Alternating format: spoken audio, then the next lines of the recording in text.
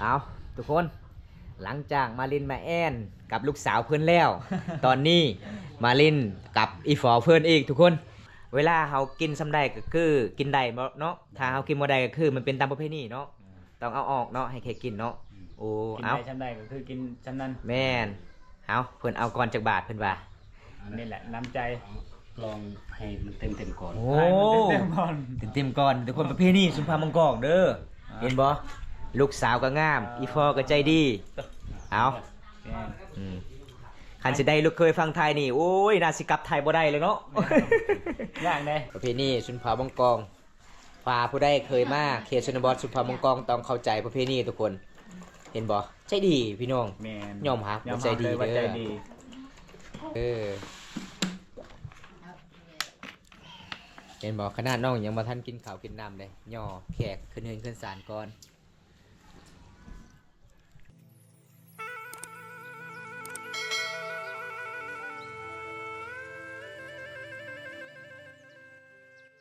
เคยแบบไปปนเนาะแซ่บได้เขาบอกคืออนาแจวอนาขบูนี่จะลองไม่เรื่องไม่นานเลยกลัวเลยก็ตำใจครบสบายดีจ้าสบายดีไปบ่าบ้านสวนเนาะ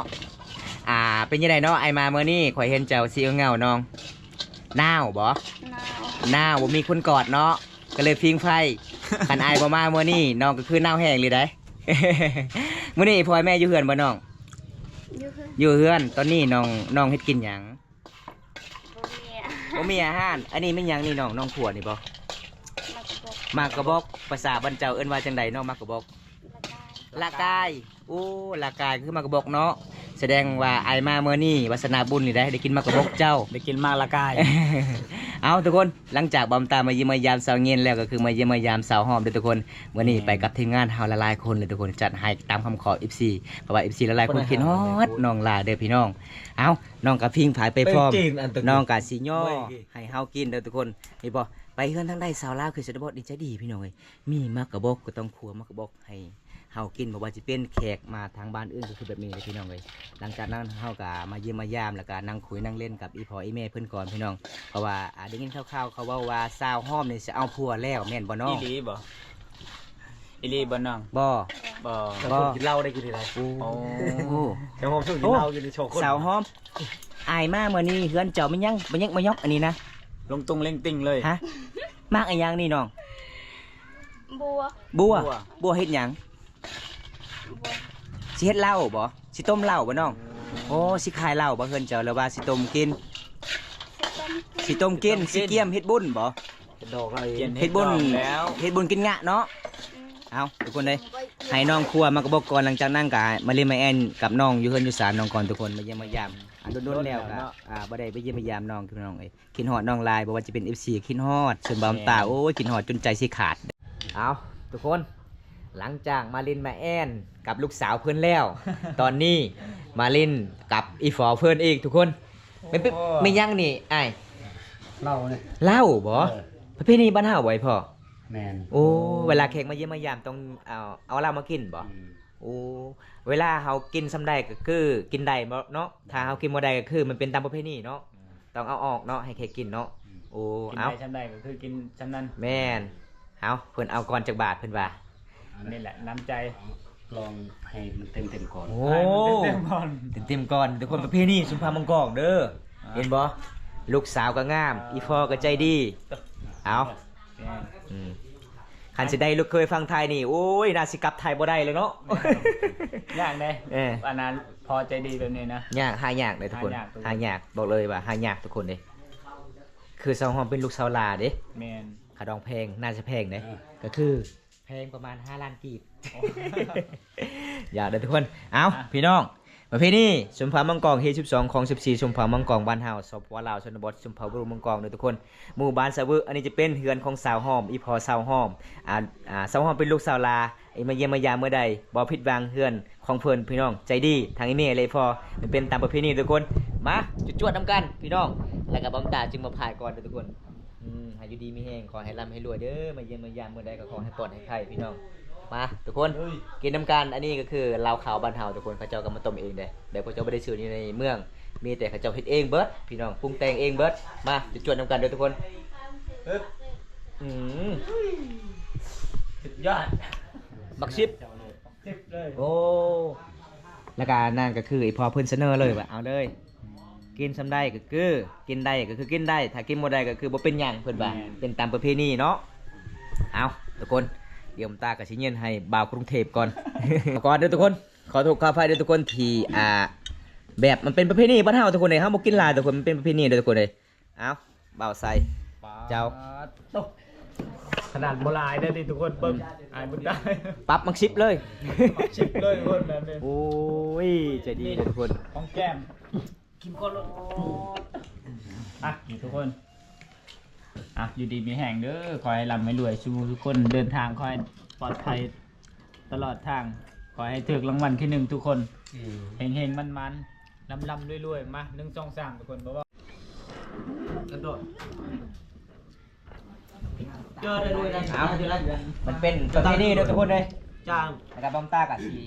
เย็นให้ทีมงานก่อน หันมาเบิ้ลเมีย เพราะว่า เรื่องอยู่ในห้องทันโดยกับแปะ ทีมงานเดินทางมานี่กับอุ้ยพี่น้องเลยโคตรลำบากเลยเส้นทางเอากลับมาแก้หน้าแก้เมื่อยไปพร้อมเอาแก้เวลาคือตัว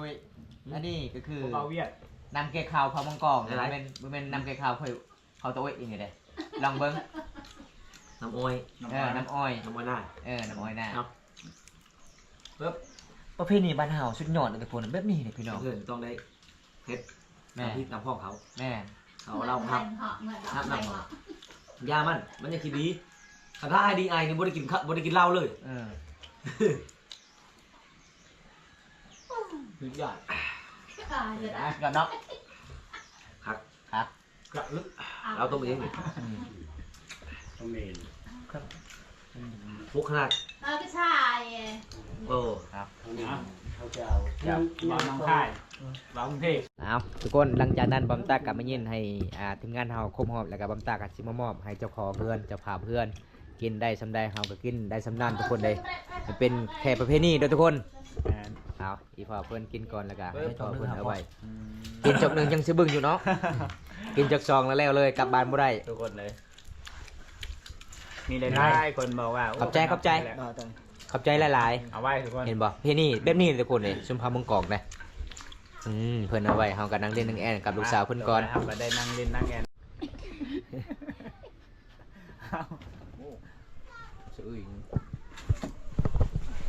เฮ็ดหยังน้องเอล่าจะเฮ็ดหยังแต่มังเฟสบ่ เตรียมมอง โอ้พี่น้องเอ้ยหลังจากนั้นเพื่อนกะสิคั่วมากระบอกน้องกะสิย่อเข้าวให้กินอีก ๆใจดีเนาะ ใจดีได้พี่น้อง ขนาดบ่มีแนวกินกันยังตำแจวย่อ อืม ช่วยตัวจะนานมั้ย สาวหอมพอได้ยินเสียงไอ้แม่น้องว่ามันยังถวย โถ่ ไปบ่ายยังช่วย ทางอะลี่บ่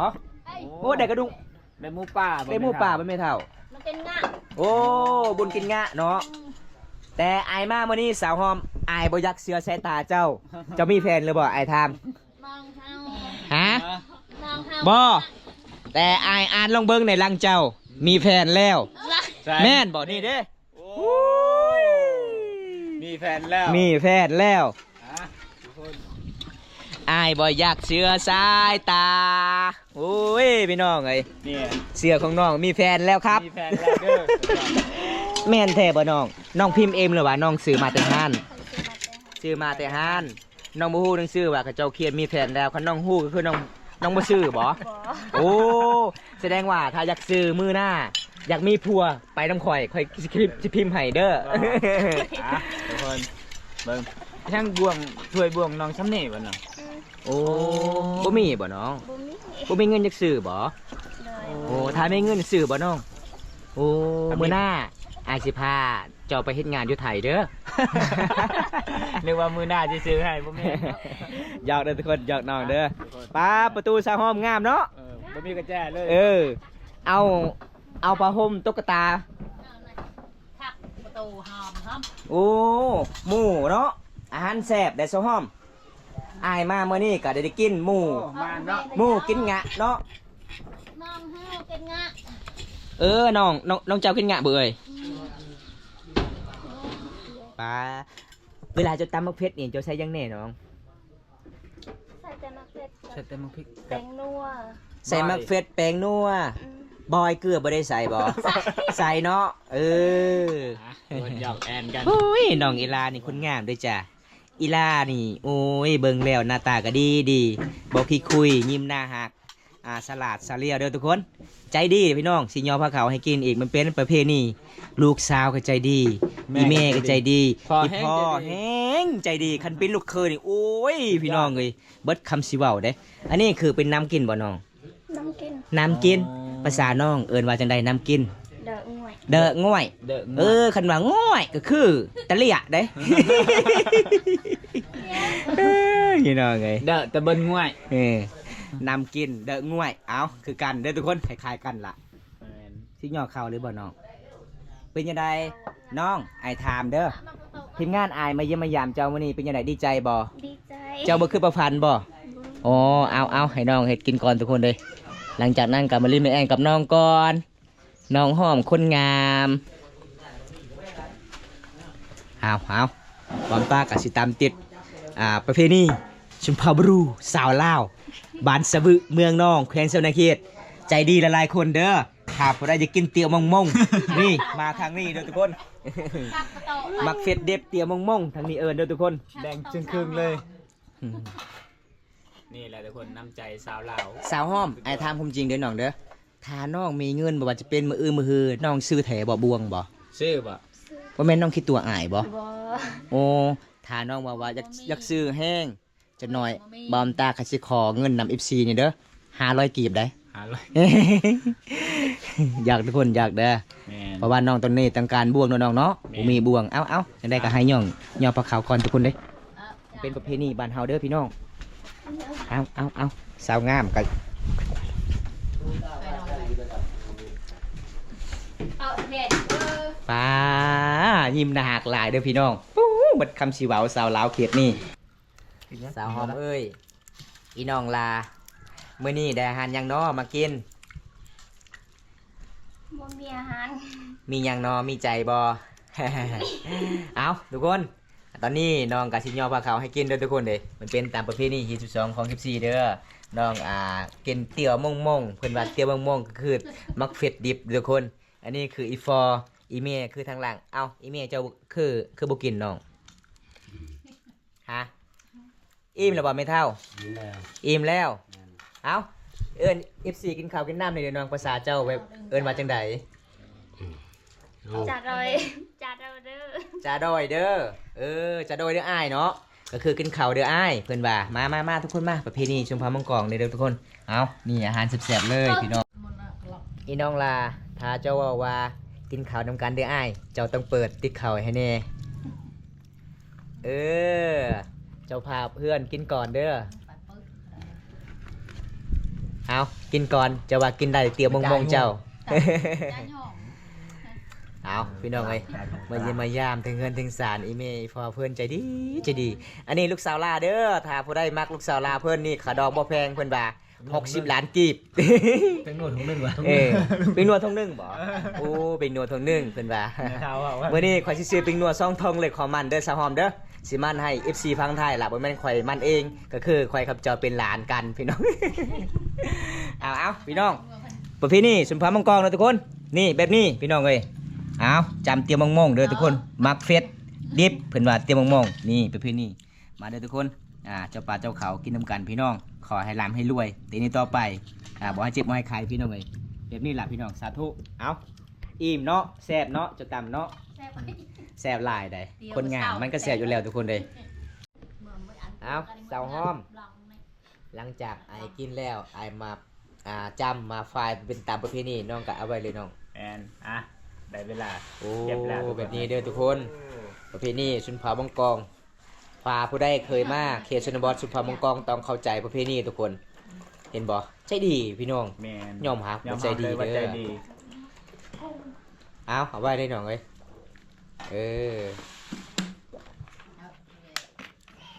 เห็นบ่ขนาดน้องยังมาทันกินข้าวกินน้ำเลยย่อแขกขึ้นเฮือนขึ้นศาลก่อน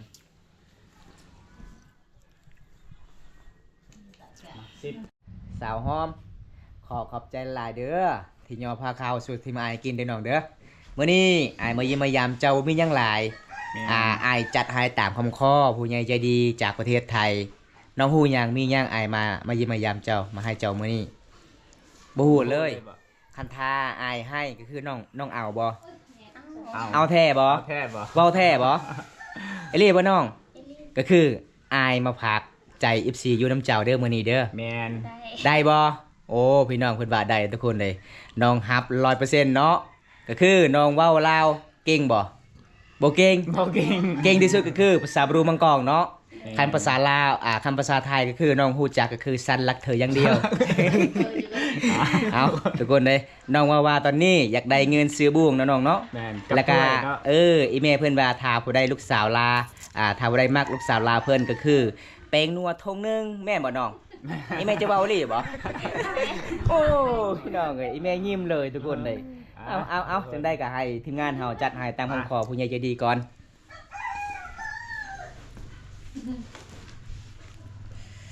จอดเอ้ยแล้วตัดหลอก ชาวหอมได้นั่งใกล้บ้านเลยเนาะ สบายดีทุกคนเด้อที่ติดตามรับชมวิถีชีวิตชาวลาวมื้อนี้ก็สบายดีอีกรอบมื้อนี้ก็จัดให้ผู้ใหญ่ใจดีเนาะหรือว่าอะไรผู้สนับสนุนแล้วก็ให้กำลังไปทุกคนกำลังใจสาวหอมวันนี้ก็บ่มีหยังเฮากับทีมงานเฮาก็มาสะพานบุญให้ผู้ใหญ่ใจดีเพิ่นนะนี่เลยทุกคนนับกัน1 2 3 4 5 6 7 8 9 10 11 12ประมาณ 2,000 บาททุกคน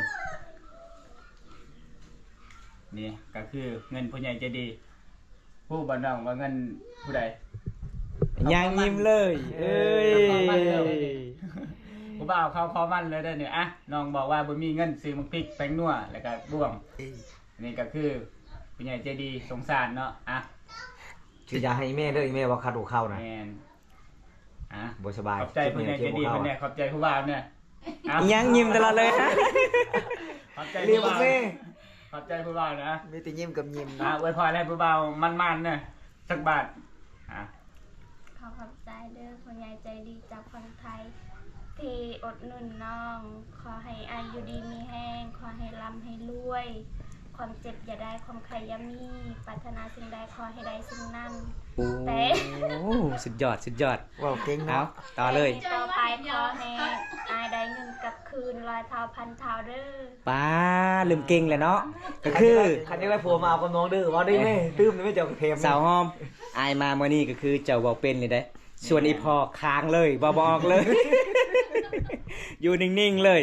เป็นยังไงดีใจบ่สาวหอม ดีใจ ดีใจเนาะบ่เคยบ่พันแล้วว่ามีผู้ใหญ่ใจดีหาให้น้องเงินซื้อบวงซื้อเกลือซื้อปิ้งนัวบ่ บ่คิดบ่ฝัน โอ้อีพ่อเจ้าคือบ่ปากบ่เบาเลยเป็นยังไงเมาเลยบ่ไอ้พ่อโอ้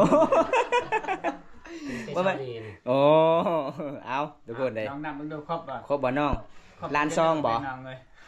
ฮะครบบ่ล้านซองบ่ อ่ะ นับเป็นบ่เงินบ่น้อง เป็น เอานับลงเบิ่ง อ่ะ ใบย่างนี่ ใบแซง ใบแสน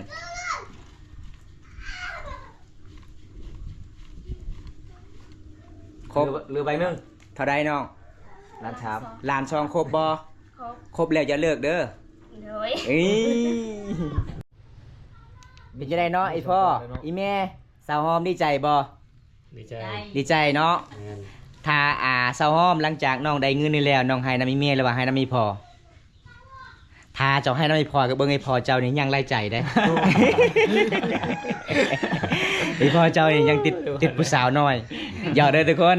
บ่แม่นติดผู้สาวน้อยพี่น้องไอ้พ่อเพิ่นใจดีพี่น้องให้ทางใดก็ได้เนาะสาวหอมเนาะ แม่ มื้อนี้บ่มีหยังหลายเด้อเฮามาเยี่ยมมายามเด้อไอ้พ่อเด้อไอ้แม่เด้อขอขอบใจหลายที่ย่อพาเข้าสู่